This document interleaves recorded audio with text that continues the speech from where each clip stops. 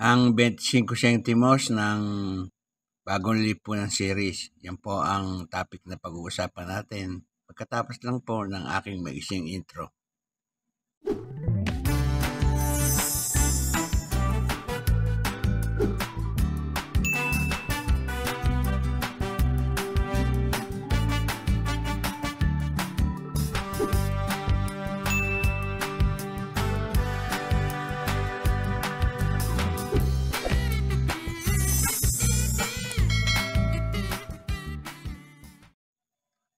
Magandang araw po sa inyong lahat, lalo sa aking mga kabarya at kapwa-kolektor. Sa mga senior citizen at mga silent viewer, maging sa mga kaibigan natin dyan, magandang araw po. Mayroon po tayong mga barya dito ngayon. Ang 25 centimos ng bagong lipunan series. Pag-usapan po natin.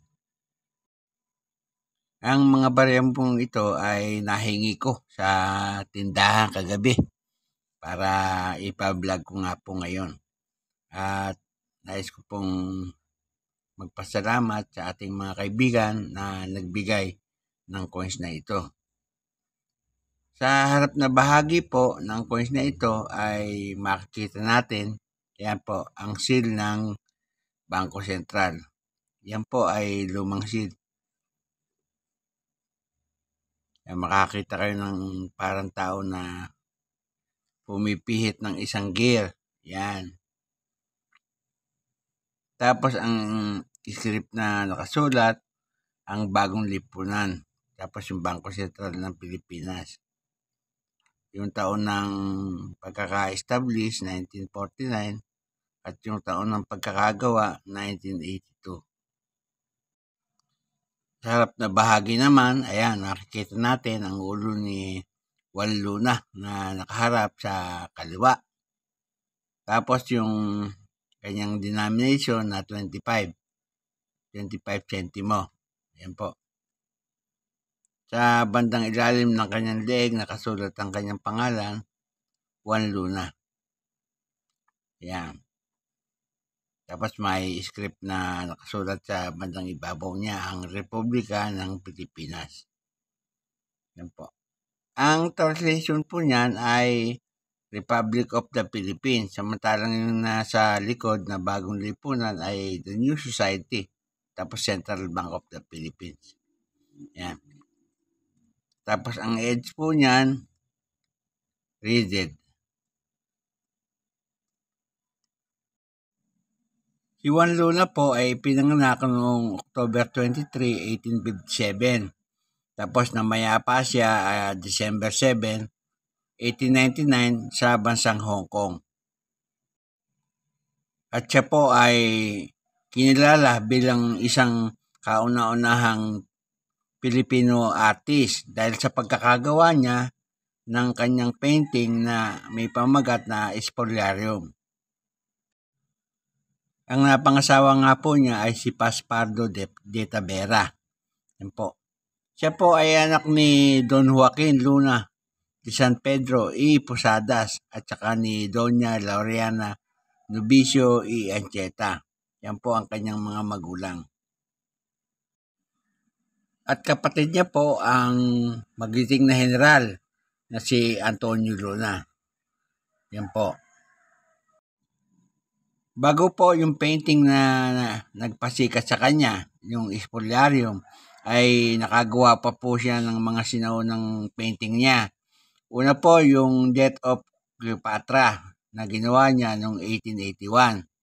Tapos po yung Las Damas Romanas, 1882. Kasama na po yung Laboria, 1882 din.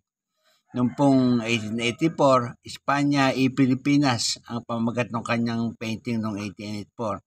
At yun nga pong sumunod ay yung nagpasikat sa kanya na Spoliarium. Nadagdagan pa po yan ng kanyang painting na The Blood Compact. Yan po. Ang kanyang mga nagawang painting. Kontribusyon niya bilang dakilang pintor. Yan po ang pagkakakilala natin kay Juan Luna. Yan pong mga coins na yan ay ginawa sa dalawang pagawaan ng barya. Una sa BSP Security Plan Complex sa Quezon City, Philippines. Pangalawa po, yung Franklin Mint sa Franklin Mint, Wawa, Pennsylvania, United States. Yan po ang mga pagawaan na gumawa ng coins na yan. Ito nga pong mga coins na ito ay nanggaling sa mahal nating bansang Pilipinas. Ang issuing bank ay Central Bank of the Philippines o Bangko Sentral ng Pilipinas. Ang period po niyan ay Republic. Yan. Nagbuhat 1946 hanggang sa kasalukuyan. Standard circulation coin po yan. Ang taon 1979 hanggang 1982. Ang value po 25 centavos. Yun. Ang komposisyon po niyan ay copper nickel.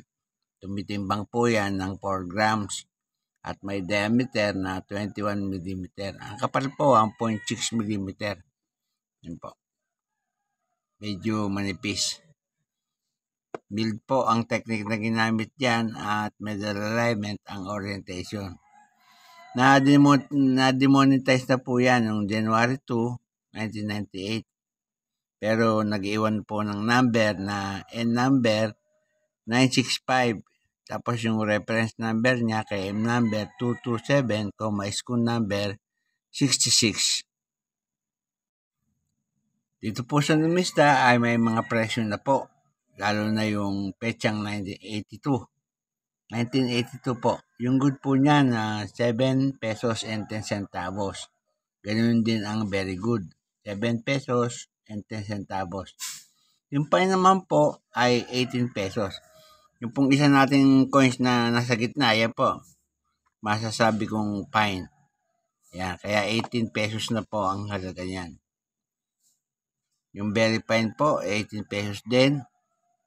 Tapos yung extra fine, 18 pesos din. Yung almost uncirculated, 18 pesos din. Pero po yung pong uncirculated na coins na 1982 ay 46 pesos. Yan po. Dito naman po sa eBay, mayroon pong tatlong presyo. Yung pong una ay $7.80 centavos. Yun. $7.80. Yung pong pangalawa, kapag po ang inyong barya ay 1982, kamukha po ng barya natin, nagkakahalaga po ng $15.54. Ayan po. Tapos po yung huli, yung pangatlong eBay, kapag po ang inyong barya ay 1979, nagkakahalaga po ng 2.99 pounds. 2 pounds, 99 cents. Yan po ang halaga niyan. Yan po lamang at wala nang iba. Natatandaan ko po yung mga barya na yan nung pong nag-aaral ako ng high school. Kasi po, nung nag-aaral ako ng high school, yung bayad sa tricycle ay 25 centimos lang. Kaya, pag meron kanyang barya na yan, makakarating ka na sa bayan. Yan po ang pamasahe ng araw. Kaya po, natutuwa ako na makita muli ang mga barya na ito. Nagpapaalala sa akin nung ako ay nag-aaral pa sa high school. Maging yung mga ibang coins, nakapagpapaalala po ng ating mga kabataan. Kabataan ko pa. At bago po ako matapos sa aking content ngayong araw, ay nais ko muli kayong pasalamatan sa inyong walang sawang panonood sa aking mga video. Salamat po ng marami sa inyo. Walang tigil at walang sawa po ako nagpapasalamat sa inyong lahat sapagkat nandiyan kayong palagi at nakasubaybay sa aking channel. At sa huli, ay masabi kong mabuhay tayong lahat.